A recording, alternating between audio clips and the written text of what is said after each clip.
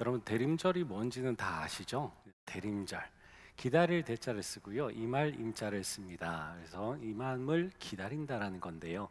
예수님께서 임하심을 기다리는데 사실 여러분들 잘 아시는 건 크리스마스를 기다린다 이렇게 생각을 하세요. 그것도 틀린 말은 아닙니다. 예수님께서 초림하셨던 처음 오셨던 그 임재를 기념하는 게 크리스마스잖아요.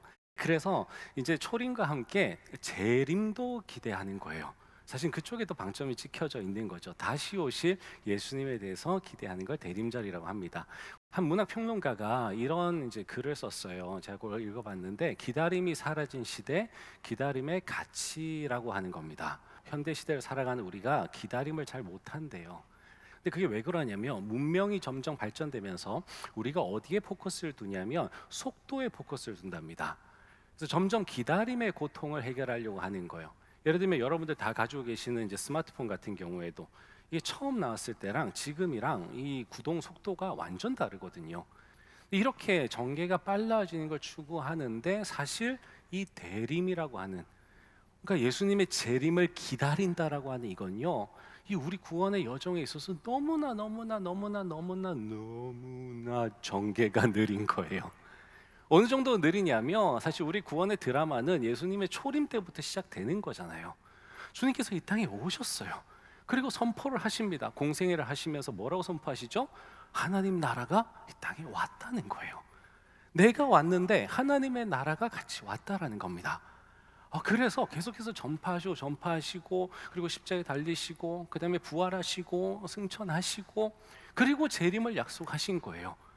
이 구원이라고 하는 건 그냥 우리가 죽으면 천국 가요 뭐 이렇게 쉽게 얘기할 수 있는 게 아니고요, 조금 더 심오한 의미가 그 안에 들어 있습니다. 천국이라고 쉽게 표현하는 그 단어, 사실은 하늘나라라기보다는 하나님의 나라잖아요. 하나님께서 통치하시는 그 나라에 우리가 들어가게 된 거예요. 주님께서 우리에게 영원한 생명을 주셨습니다.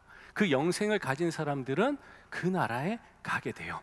그리고 이 땅에서도요, 성령님의 역사하심 가운데 그 나라를 맛볼 수 있어요. 그래서 이 땅에서도 맛보고 정말 그 하나님의 나라에서 이걸 온전하게 누리게 되는 거, 그게 구원의 전부거든요.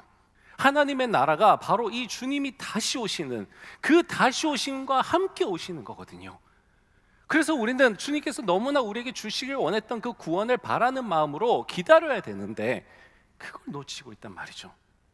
오늘 여러분과 제가 함께 볼 이 성경 말씀에 우리 주님께서 거기에 대한 안타까움을 토로하셨어요. 그리고 바르게 가르쳐 주세요. 그래서 여러분과 함께 나누고자 합니다. 요한복음 6장인데요, 5천 명을 먹이신 사건 맞습니다. 바로 오병이어 사건인데요. 자, 사람들이 예수님께 모였어요. 이제 배가 고팠고 먹을 게 없었는데 오병이어가 있는 거죠. 어린아이에 이 보리떡 5개와 물고기 2마리, 이게 정말 5천 명, 그것도 남자만 5천 명이라고 하는 그 어마어마한 사람들이 배불리 먹고 남을 정도로 그 12강줄에는 남았다고 하는 겁니다. 우리는 여기까지 알아요. 너무나 많은 설교를 들었고 너무 많은 이야기를 들어왔습니다. 하지만 오늘 중요한 건 그 다음부터예요. 14절입니다. 그 사람이 예수께서 행하신 이 표적을 보고 말하되 이는 참으로 세상에 오실 그 선지자라 하더라. 여러분, 사람들이요, 거기 모인 사람들이 이제 이걸 먹고 나서 뭐라고 고백하냐면 그 선지자구나, 그 선지자, 메시아구나 이걸 알게 된 거예요. 그 다음에 반응이 더 중요합니다. 그러므로 예수께서 그들이 와서 자기를 억지로 붙들어 임금으로 삼으려는 줄 아시고 다시 혼자 산으로 떠나가시니라 그래요. 여기 모인 사람들이요, 잘 먹고 잘 사는 사람들이 아닙니다. 권력자들이 아닙니다. 민초들이에요. 배고픈 사람들이었습니다. 굶주린 사람들이었습니다. 그래서 먹을 게 없었던 거예요.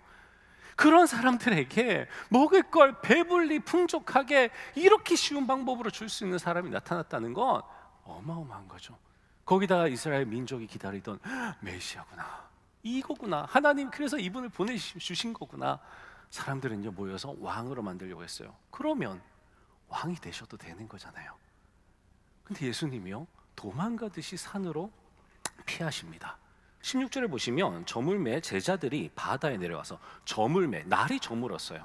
어두워졌는데 바다로 내려가요. 그 다음에 배를 타고 바다를 건너 17절에 가버나움으로 갑니다.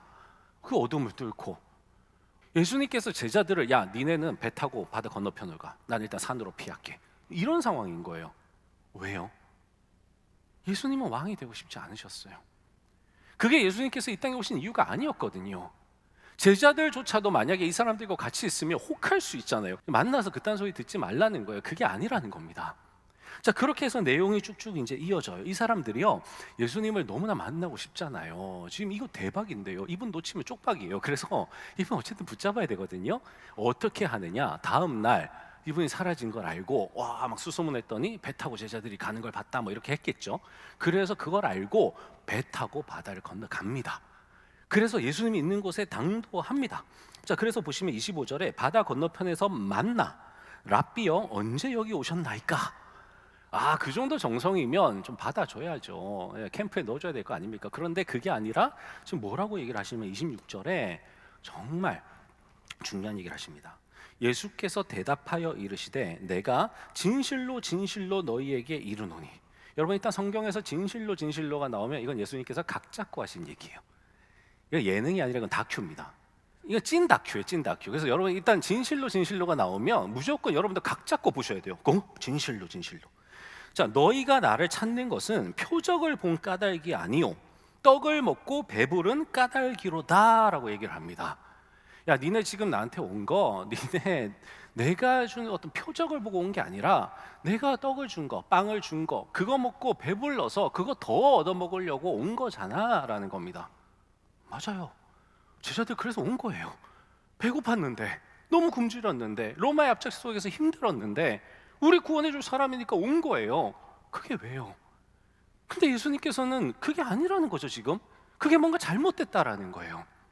니네가 찾는 그 메시아, 너희들의 배를, 이 땅에서 너희들의 배를 불리게 해줄, 경제적인 풍요를 가져다 줄 그 메시아로 내가 온 게 아니야라는 겁니다. 그걸 어디서 힌트를 가질 수 있느냐? 표적이란 단어예요. 기적과 표적은 어떻게 다르냐면, 기적은 바로 기이한 행동 자체예요. 아, 기이하죠. 정말 놀라운 일입니다. 미라클이에요. 하지만 표적은 뭐냐면 영어로 사인이라고 합니다. 사인이 뭐예요? 야구에서 이렇게 투수와 포수가 사인을 주고받습니다. 감독과 선수들이 사인을 주고받아요. 그건 뭐예요? 서로 소통하는 겁니다. 미리 짜여진 게 있는 거예요. 뒤에 내용이 있는 겁니다. 그 내용을 알려주는 거예요. 이 광경이 일어나게 된 이유가 있는 거예요. 주님께서 이걸 행하신 이유가 있는 겁니다. 오병이어 사건은 그냥 그때 당시에 배고프니까 먹여준 이런 게 아니에요. 이유가 다 있는 거예요. 그런데 주님께서 지금 답답한 게 뭐냐면, 왜 그 이유는 찾으려고 안 하고 그 이유는 모르면서 말도 안 되는 니네가 원하는 그 메시아 상을 나에게 들이대느냐라는 거예요. 자, 그래서 그 뒤에 보시면 27절에 썩을 양식을 위하여 일하지 말고 영생하도록 있는 양식을 위하여 하라. 갑자기 이제 이게 이 양식이 주제니까 그 밥이 아니라, 그 떡이 아니라 영생하도록 있는 양식이 있어, 뭐 이런 얘기를 하시는 거예요. 이 사람들 지금 혼란스럽죠. 여러분들 지금 혼란스럽죠. 갑자기 이게 무슨 말인가? 그리고 35절에 가면요, 이런 얘기가 또 나와요. 예수께서 이르시되 나는 생명의 떡이니 내게 오는 자는 결코 줄이지 아니할 터이요 나를 믿는 자는 영원히 목마르지 아니하리라 라고 이야기를 합니다. 이건 또 무슨 말이에요? 본인께서 생명의 떡이라고 합니다. 그리고 영원히 줄이지 않고 목마르지 않는데요. 뭐 어쨌든 너무 좋아요. 뭐 그거 주세요. 그런데 또 그런 게 아니랍니다. 38절 오늘의 그 말씀입니다. 왜 주님이 이 땅에 오셨는지를 얘기해 주시는 말씀이에요. 자, 한번 읽어보겠습니다. 내가 하늘에서 내려온 것은 내 뜻을 행하려 함이 아니요 나를 보내신 이의 뜻을 행하려 함이니라. 이게 지금 내 뜻만이 아니라는 거예요. 하나님의 뜻이라는 거예요. 하나님. 그 하나님의 뜻이 뭐냐면 39절에 또 다시 한번 얘기합니다. 나를 보내신 이의 뜻은 내게 주신 자 중에, 하나님이 누군가를 보내주는 거죠. 예수님께. 내게 주신 자 중에 내가 하나도 잃어버리지 아니하고 마지막 날에 다시 살리는 이것이니라. 또 반복합니다. 내 아버지의 뜻은 아들을 보고 믿는 자마다 영생을 얻는 이것이니 마지막 날에 내가 이를 다시 살리리라 하시니라. 아멘. 이렇게 얘기를 하니까요, 우리는 아멘인데 그 밑에 보세요. 유대인들이요 수군거려요. 41절에 무슨 말이야 도대체. 그냥 밥이나 더 주면 될 텐데.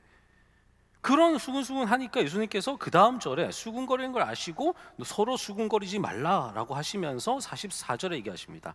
나를 보내신 아버지께서 이끌지 아니하시면 아무도 내게 올 수 없으니 오는 그를 내가 마지막 날에 다시 살리리라. 계속 반복하시는 거예요.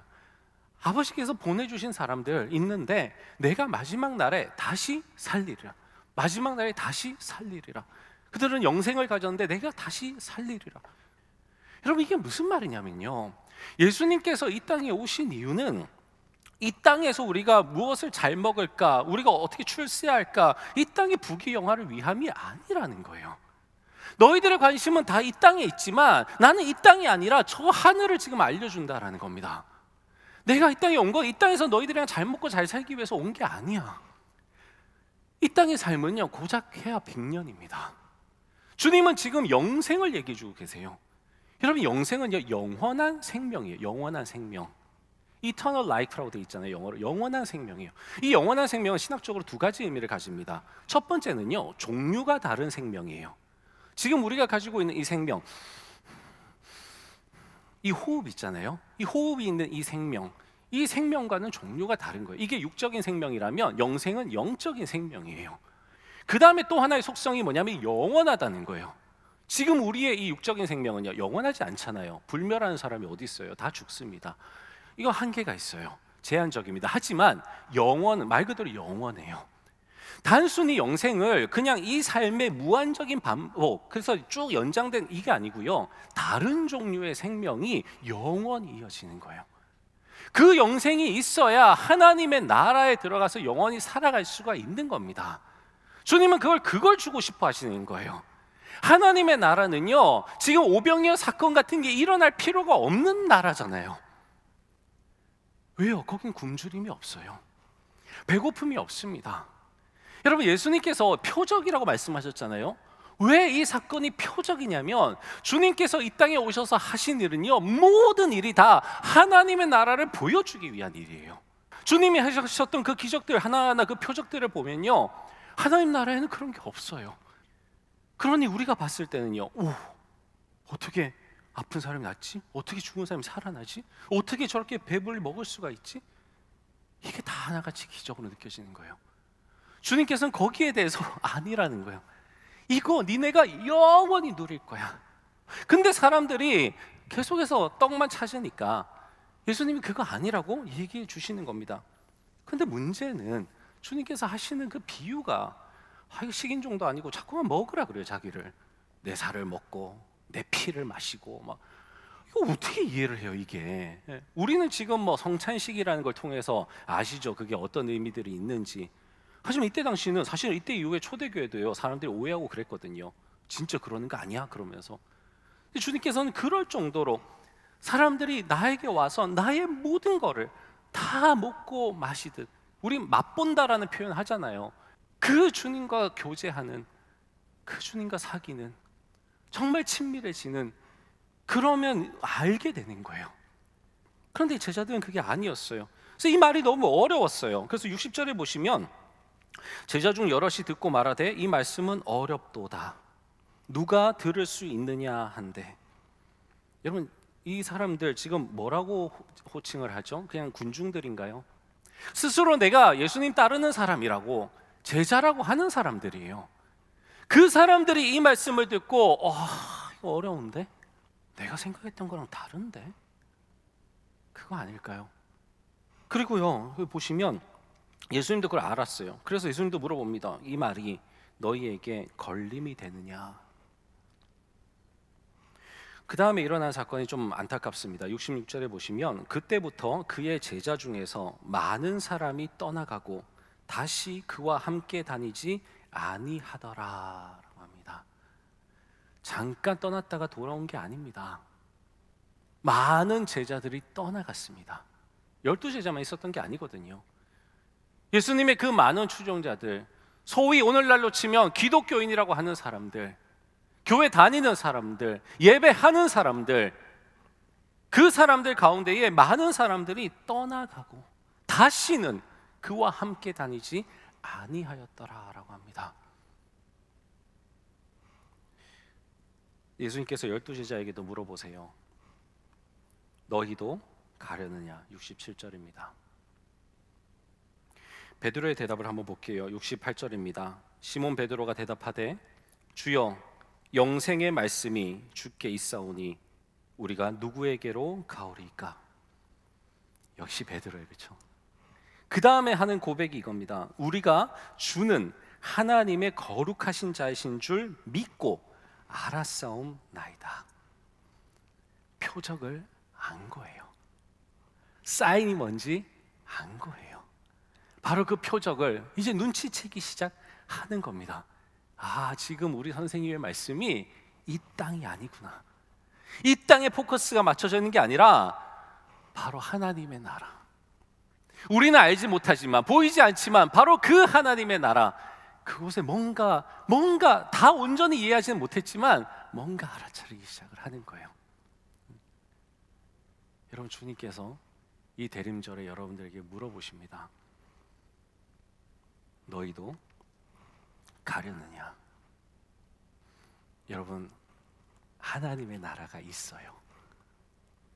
아멘. 네. 아멘, 있습니다. 여러분, 이 땅에서 우리가 발견하지 못하는 그 사랑이 가득한 나라가 있어요.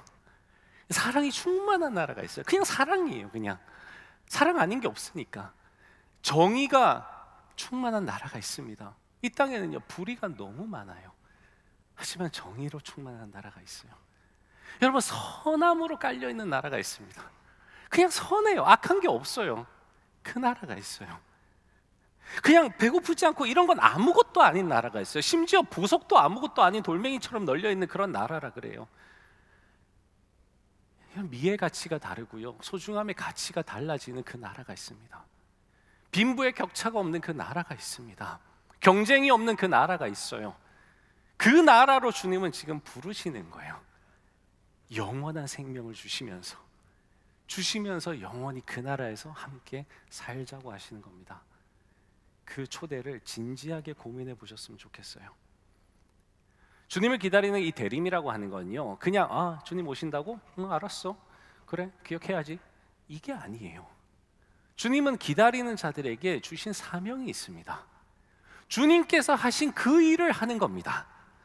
다른 부분에도 나오잖아요. 너희는 내가 하고자 하는 일을 할 것이요, 나보다 더 큰 일도 할 것이다, 이런 얘기 하시잖아요. 그게 뭐냐면, 아까 말씀드렸죠. 주님께서는요, 하나님의 나라를 이 땅에 보여주려고 하셨어요. 우리가 해야 되는 것도 그거예요. 하나님의 나라를 이 땅에 보여줘야 되는 거예요. 왜요? 우리는 살 수 있으니까. 우리는 영원한 생명을 이미 얻은 겁니다. 아직 못 얻은 게 아니에요. 이미 얻어졌어요.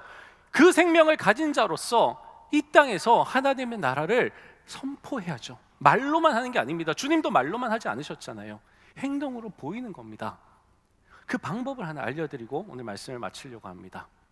요즘 뉴스를 보시면요, ESG라고 하는 단어를 계속 들으실 겁니다. 기업들이 계속 ESG 강조를 합니다. ESG가 뭐냐면, E는 environment예요. 환경이에요, 환경. 그 다음에 S는 social입니다. 사회. 그 다음에 G는요, governance예요. 이 지배 구조를 말합니다. 자, 이 세 가지를 중요하게 여기겠다라는 거예요. 여러분, 기업이라고 하는 단체는요, 이윤을 추구하는 단체입니다. 사실 이제까지 기업은요, 이윤 추구를 위해서 참 나쁜 짓도 많이 하고 못된 짓도 많이 했어요.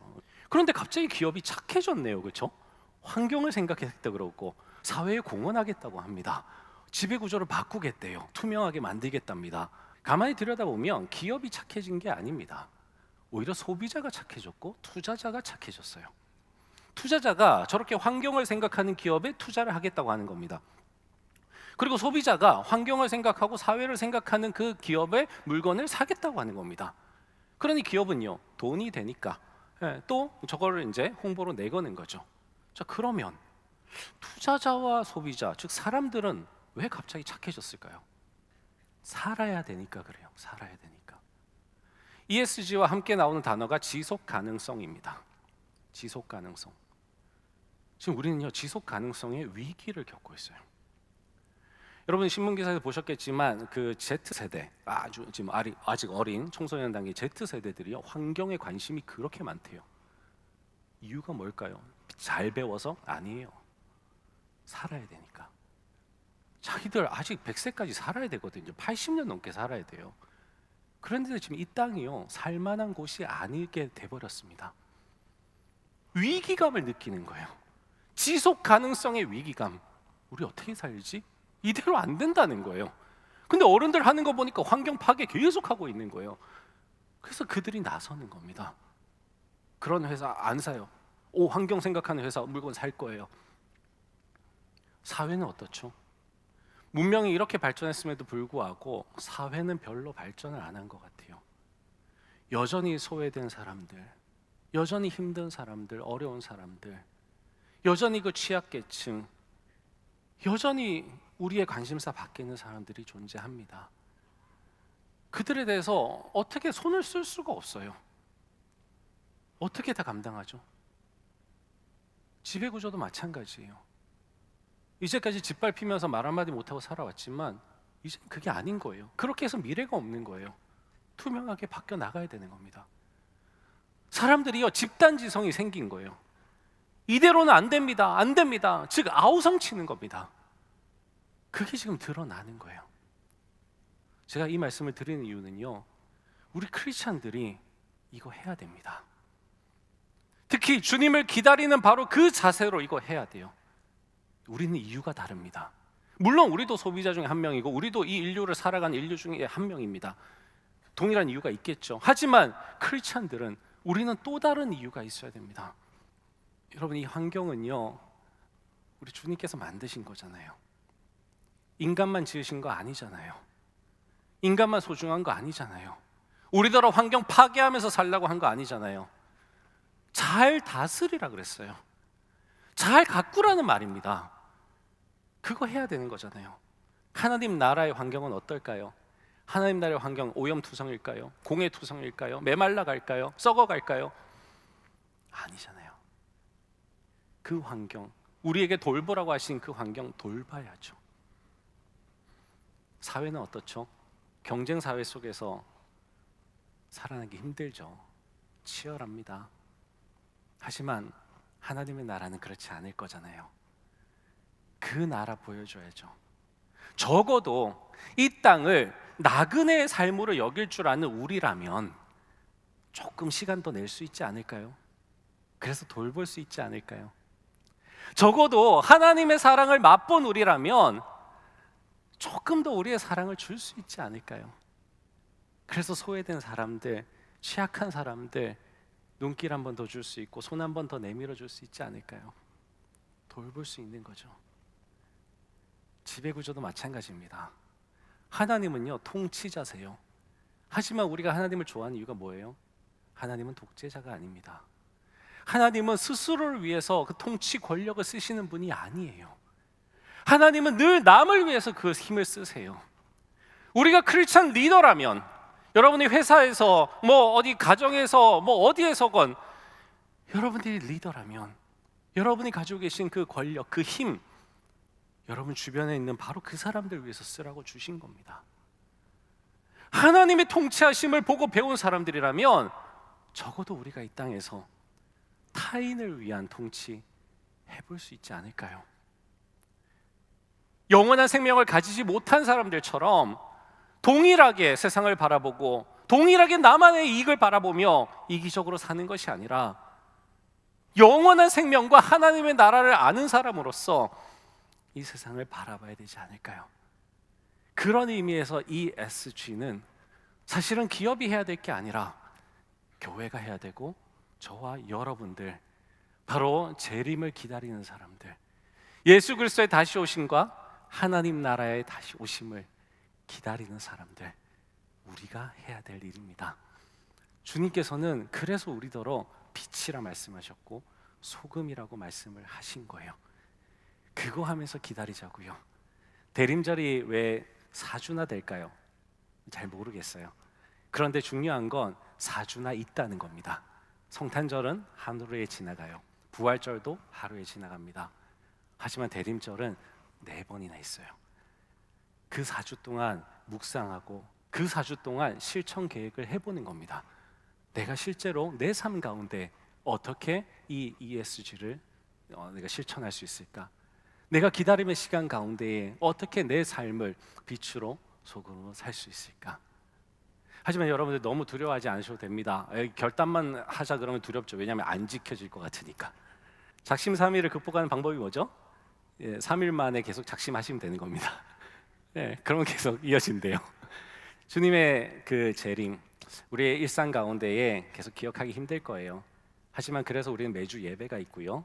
그리고 양육 과정들이 있고 감사 특밤이 있고 주님께서 우리에게 표적을 보여주실 기회들이 많이 있습니다. 그때그때마다 떠오를 때마다 기억하시면서 기다림의 자세로 다시 기다림으로 시작해 보시는 여러분 되시기를 간절히 축원합니다.